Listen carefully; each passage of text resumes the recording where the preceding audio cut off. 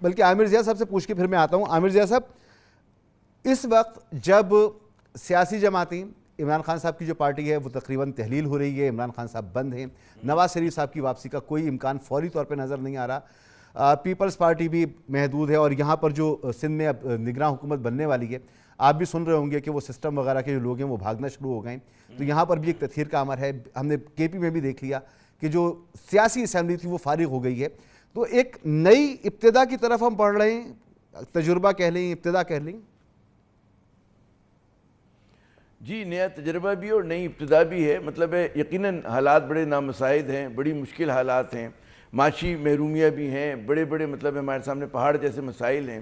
لیکن بھٹی صاحب کی میں عموماً 99% باتوں سے اتفاق کرتا ہوں. اگر وہ کہتے ہیں نا جان کے مان پاؤں تو اختلاف کی تھوڑی سی جسارت کروں گا. دیکھیں, ہر ملک میں بڑے بڑے طوفان آتے ہیں, بڑے بڑے ہم لوگ مسائل سے گزرتے ہیں. لوگ کہتے ہیں جنگ عظیم کا دکھ جھیل چکے ہیں, بڑے بڑے قحط, زلزلے, نیچرل کلیمٹیز, ٹھیک ہے نا.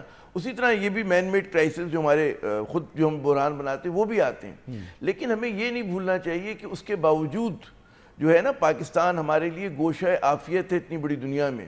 بے شک ہم سب میں میرے خیال میں ہم نے ٹریول کیا ہے, باہر دیکھا ہے ہم لوگوں نے, پاکستان سے باہر بھی ہم لوگ گئے ہیں.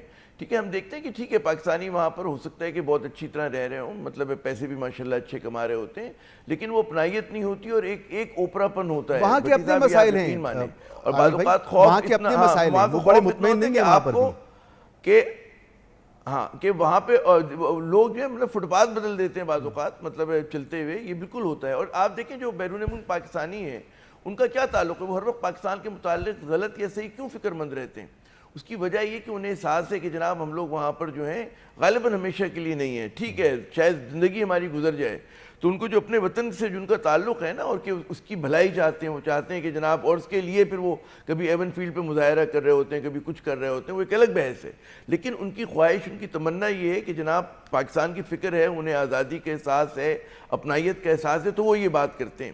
تو میں سمجھتا ہوں کہ ہم لوگ بالکل کہتے ہیں نا کہ 13 اگست کا دن ہے, انشاءاللہ 14 اگست اب شروع ہو جائے گی تھوڑی دیر کے اندر, تو کہتے ہیں کہ اچھے دنوں کو ذرا سا ہمیں لوگوں کو امید بھی دینی چاہیے کہ ٹھیک ہے بڑے مشکل حالات ہیں لیکن ہم گزر سکتے ہیں. پہلے بھی یہ قوم گزری ہے, 47 سے گزری ہے, 71 کے سانحے سے گزری ہے, طوفانوں سے گزری ہے, زلزلے سے گزری ہے, مطلب ہم نے بڑی بڑی قیامتیں دیکھی ہیں. مگر عامر مسئلہ یہ نا کہ یہ سانحات تو ہمیں سارے یاد ہیں, لیکن اس کے بعد کیا ہوا؟ پھر دوبارہ ایک اور سانحے کا انتظار کیا ہم نے.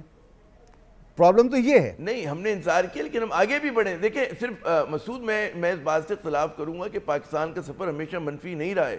ہم لوگ 47 میں جہاں تھے, جو اس وقت ہماری حالت ہوتی تھی, ہم آگے بڑھیں, یہ نہیں ہوا کہ پیچھے ہٹیں.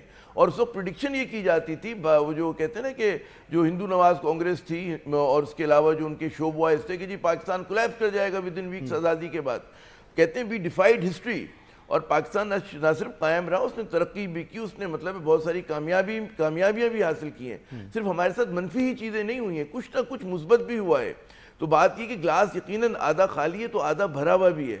اور اگر ہم گنوانے پر آئے نا کہ مطلب ہے کہ آپ دیکھیں نا کہ بھارت میں آج اقلیتوں کی بشمول مسلمانوں کی کیا حالت ظاہر ہے. تو جو ہمارے بانیان پاکستان کا ویژن تھا کہ انہیں پتا تھا کہ کیا ہونے جا رہا ہے نا, وہ آپ کی کہتے ہیں نا کہ گھر محفوظ ہے, نہ جان مال محفوظ ہے, نہ آپ کی عبادت گاہ محفوظ ہے, نہ عزت و آبرو محفوظ ہے. تو اس میں پھر آپ بالکل کہتے ہیں نا کہ ہاتھ جوڑ کے شکر ادا کرتے ہیں کہ جناب ہمارے پاس اپنا وطن ہے, آزاد وطن ہے. ہاں, اب اس کو بہتر بنانے کی ذمہ داری ہماری ہے. اور ہماری جو بدقسمتی ہوئی, جہاں پہ میں بالکل اتفاق کروں گا کہ ہمیں ایسی قیادت قائد اعظم کی رحلت کے بعد نہیں ملی, یا ایسے کم لوگ ملے کہ جو پاکستان کو آگے لے جا سکتے تھے. ہماری ایلیٹ کیپچر ہے, ہمارا حکمراں اشرافیہ بہت بدعنوان ہے, ہمیں بدعنوانی کے خلاف کھڑا ہونا ہے. لیکن یہ تمام لڑائیاں ایسی کہ جو ہم جیت سکتے ہیں. اس میں ہمیں ہتھیار پھینک کے بھاگنے کی بات نہیں ہے. جب بھی ڈٹے ہوئے لوگ اپنے اپنے محاذ پر, ہم غلطیاں کریں تو غلطیوں سے درست بھی ہو رہے ہیں. اور میں آج یہ جو انوار الحق کاکڑ کی بات اگر آپ کریں, اب ہم آ جاتے ہیں آج پہ, 1 منٹ میں میں کنکلوڈ کرتا ہوں کہ دیکھیں یہ وہ فیصلہ تھا کہ اتنی ہماری پولیٹکس میں پولرائزیشن ہوئی تھی, اتنا مطلب ہے گالم گلوچ, اتنی حدت. اس میں ایک ایسے شخص کا نام آتا ہے جس کا نام مطلب ہے کہ بالکل مارکیٹ میں نہیں تھا نا.